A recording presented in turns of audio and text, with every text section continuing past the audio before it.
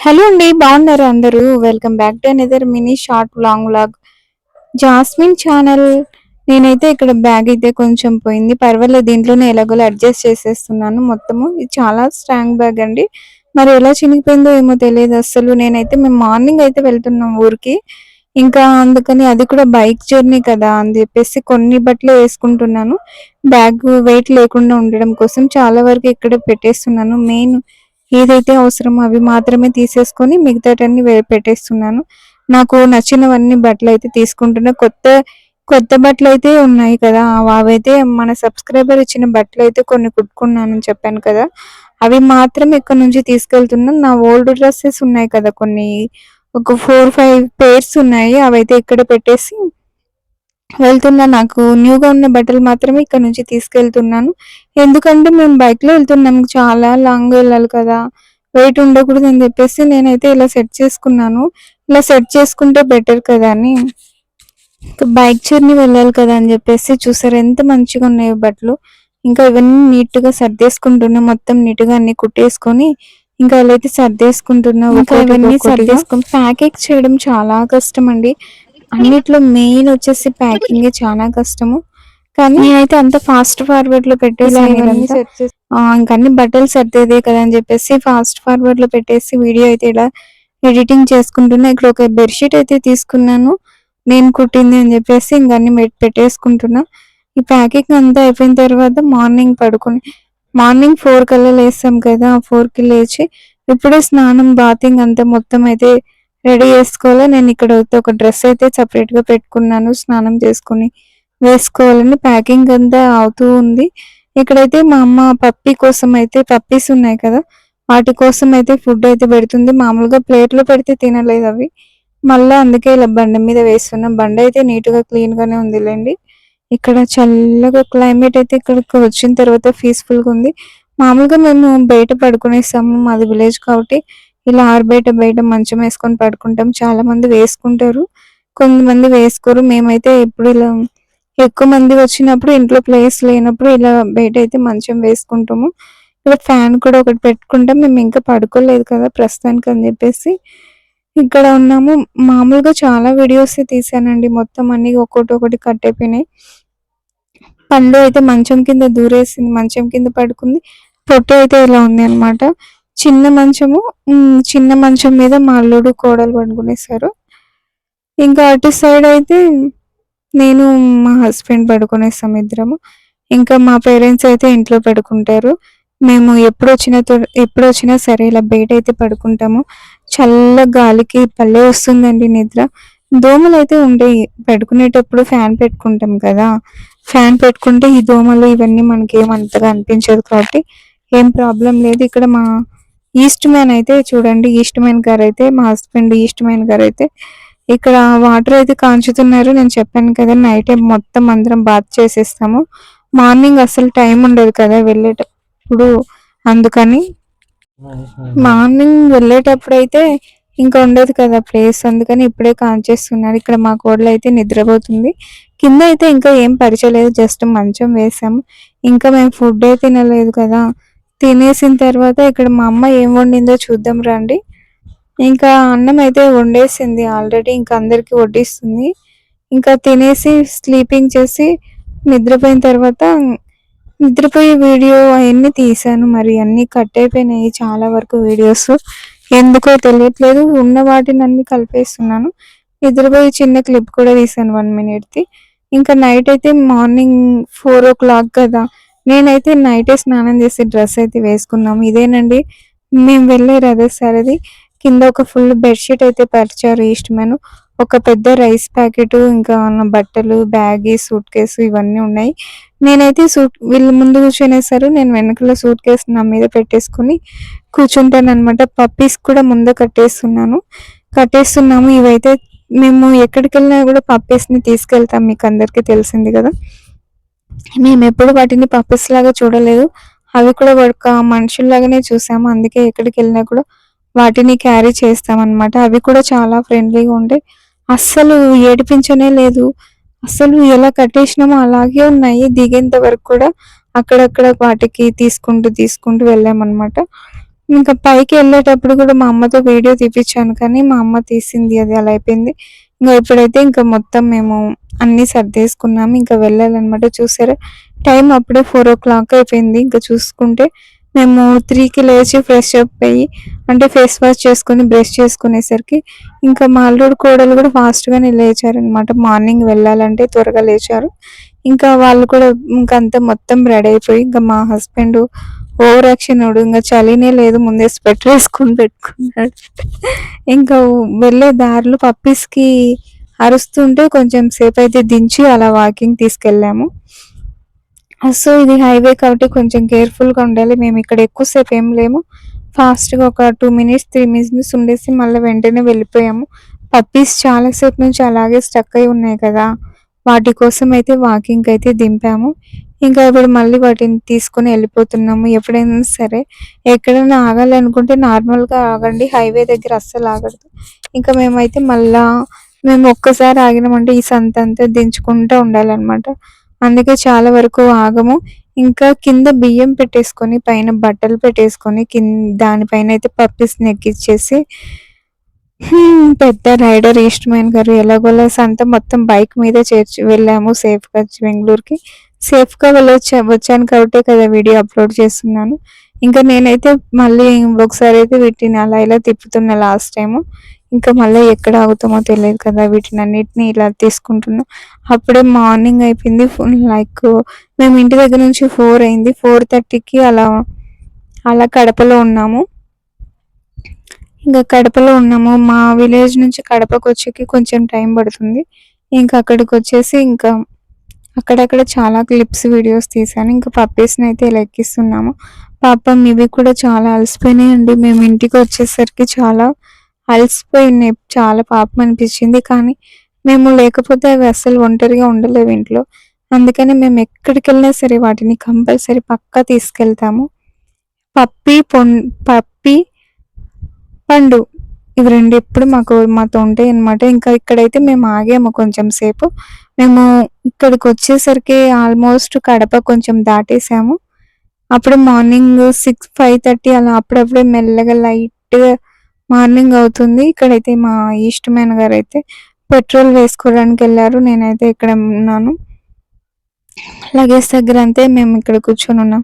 Morning అయితే అయిపోయింది. మంచిగా ఫుల్లుగా ఉంది. నేను అనుకున్న మనసులో ఈ టైంకంతా నేను లైవ్ చేస్తూ ఉండేదాన్ని అనుకున్నాను. మేమంతా దిగేసాము. పెట్రోల్ ఏసుకోవడానికెళ్ళాడు.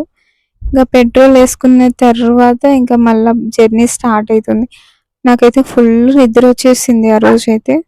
బైక్ జర్నీ చేస్తుంటే వెనకాల ఎక్కడ పడిపోతానా అనిపిచ్చింది. బాగా చల్ల గాలొస్తుంది వెళ్తూ ఉంటే రోడ్‌లో. ఫుల్లు నిద్రపోయినాను. ఎక్కడ నిద్రపోయినానో నాకే తెలీదు. మళ్ళా ఎప్పుడు లేచానో గూడా తెలీదు. చాలా సేపయితే అలా పడుకున్నా బైక్‌లో. కానీ బైక్ జర్నీ చేసేటప్పుడు అస్సలు నిద్రపోకండి. ఇంక మేమైతే ఇక్కడ ఉన్నాము. కొంచెం సేపు ఇలాగే ఉన్నాము. పప్పీస్‌నయితే అలా ఇలా ఇవి చూసారా? ఇవి ఎలాగైనా మనుషుల దగ్గర బాగా అలవాటయిపోయినాయి కాబట్టి ఇవి ఇలాగే చాలా సేపు వరకు ఉంటాయి. ఇంకా మేమొచ్చేసరికి ఇలా పెట్రోల్ బంక్ దగ్గర చాలా సేపయింది.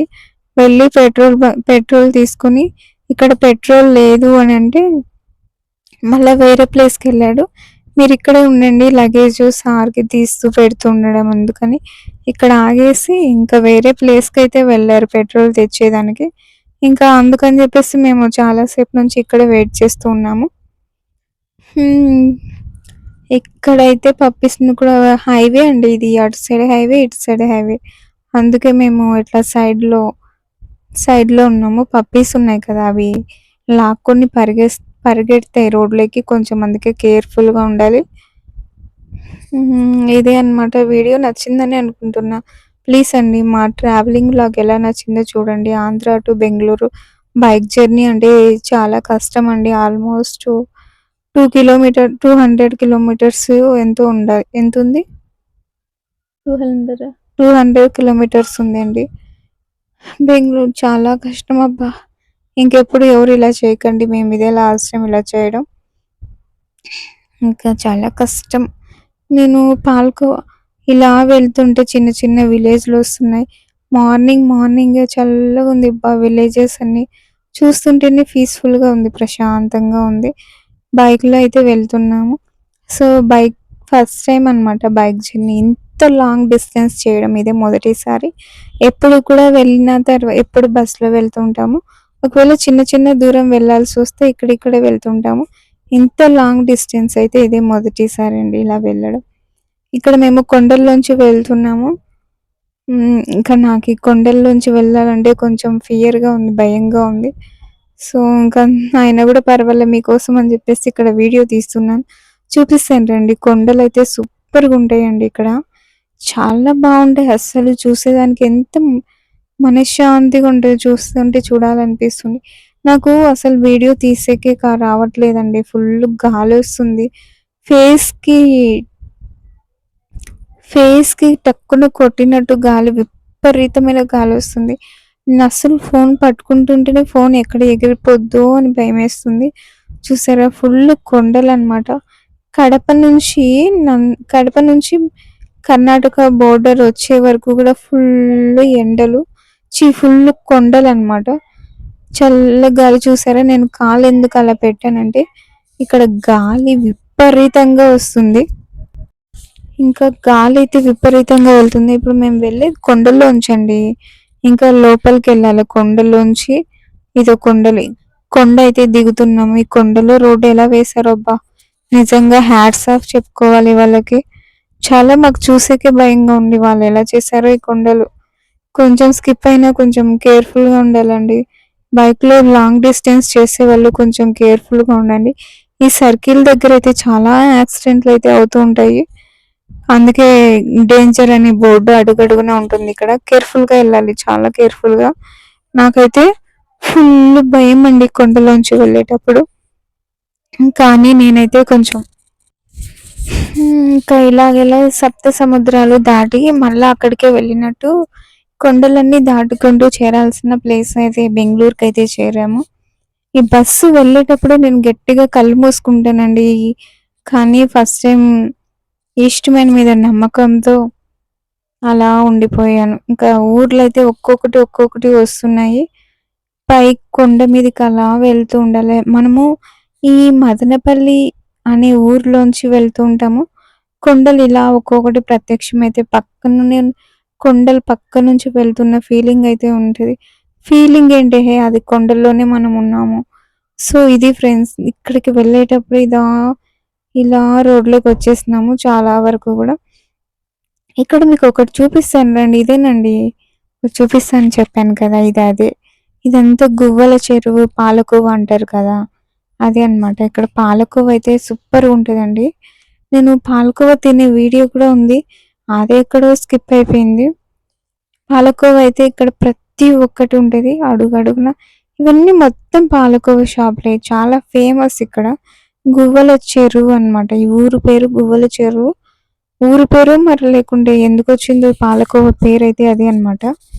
చూసారా అటు సైడ్ మొత్తం అవే అంగళ్ళు. ఈ పక్క కూడా మొత్తం అవే అంగళ్ళు. నేనైతే పాలకోవ తిన్నాను ఇక్కడ దిగి. కానీ ఆ వీడియో కూడా తీశాను. మరి అది ఎక్కడో కనిపించట్లే. ఒకవేళ ఎప్పుడైనా కనిపిస్తే మళ్ళీ ఏదో ఒక వీడియోలో అప్లోడ్ చేస్తాను. పాలకోవాలు ఇక్కడంతా ఉంటాయి, అక్కడంతా ఉంటాయి. మొత్తం ఉంటాయి. ఇంక ఇది వచ్చేసి వెళ్ళే రూట్‌లో అక్కడ కొంచెం సేపు ఆగామనమాట. పప్పీస్‌ని అలా వాష్‌రూమ్‌కి తీసుకెళ్తా అలా కొంచెం సేపు రోడ్‌లో ఆగాము. చల్ల గాలొస్తుంది. నేను కూడా ఒక చిన్న క్లిప్ లాంటిది వీడియో ఒకటి తీసుకుంటున్నాను. పక్కనైతే ఎవరో పంట వేశారనమాట. మరి ఏంటో అది తెలీదు. సరిగ్గా అసలు కనిపించట్లే. చిన్న మొక్కలు చూసారా కొండ ఎదురుగా పక్కనే చల్ల కొండ. ఆ కొండ మీదకెళ్ళి చేయాలి ఫ్రెండ్స్ లైవ్. సూపర్‌గుంటది. కానీ సిగ్నల్సే రావు అదొక్కటే ప్రాబ్లమ్. హ్మ్. హైలైట్ ఉందబ్బా! ఇంకా ఆ రూట్‌లో ఇంకా వెళ్ళలేదు బెంగుళూరుకి. ఇంకా ఇక్కడే ఉన్నాం మేము. ఈ కొండలన్నీ దాటుకొని వెళ్ళాల. ఒక్కో కొండ అన్నీ దాటుకుంటూ ఉండాలి.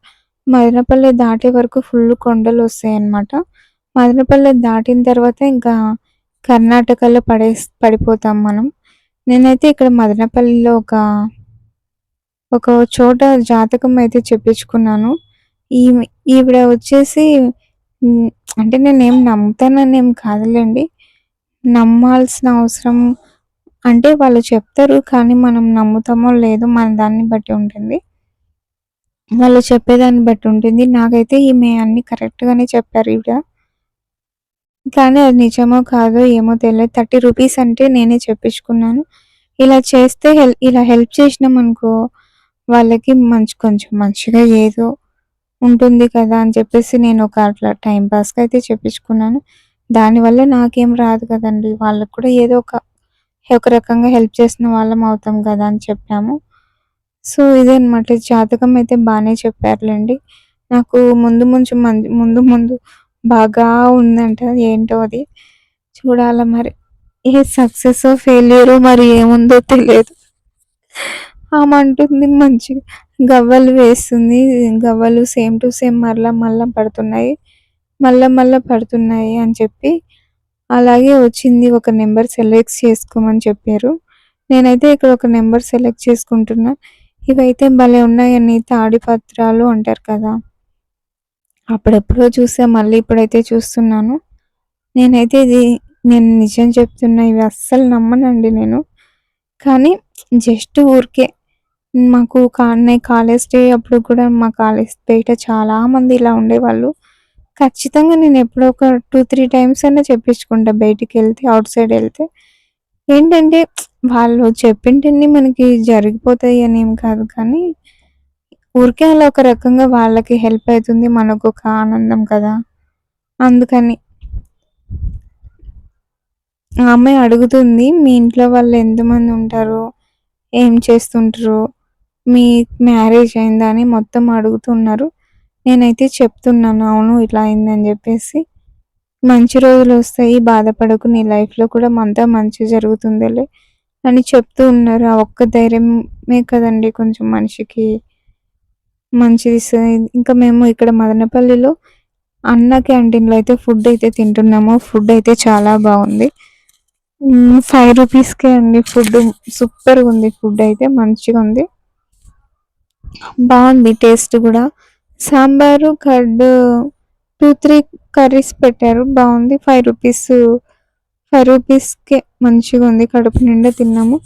రైస్ కూడా స్టోర్ బియ్యం కాదు నార్మల్ అదేంటి వడ్ల రైస్ ఉంటది కదా! అదే పెట్టారు. బావుందండి. చాలా టేస్ట్‌గా నాకు ఇంట్లో తిన్న ఫీలింగే వస్తుంది. ఎందుకంటే ఇంకా మేము కరెక్ట్‌గా వెళ్ళే టైంకి అప్పుడే అన్న క్యాంటీన్ ఓపెన్ చేశారు.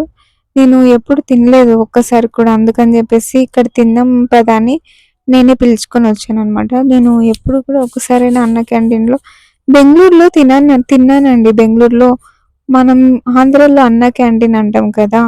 బెంగుళూరులో ఇందిరా క్యాంటీన్ అంటాం. బెంగుళూరులో ఇందిరా క్యాంటీన్‌లో తినాను నేను. బావుండేది ఫుడ్డు. కానీ ఆంధ్రాలో ఒక్కసారి కూడా తినలేదు పెట్టినప్పటి నుంచి. అందుకని ఫస్ట్ టైమ్ అయితే తిన్నాను. సూపర్‌గుంది అండి. అది అన్న క్యాంటీన్ ఓపెన్ చేస్తేనే చాలామంది వచ్చి తినేసారనమాట. చాలామంది తినేసారు. ఫాస్ట్‌గా అయిపోయింది. ఓపెన్ చేయడం ఆలస్యం. ఫుల్లు జనాలతో నిండిపోయింది.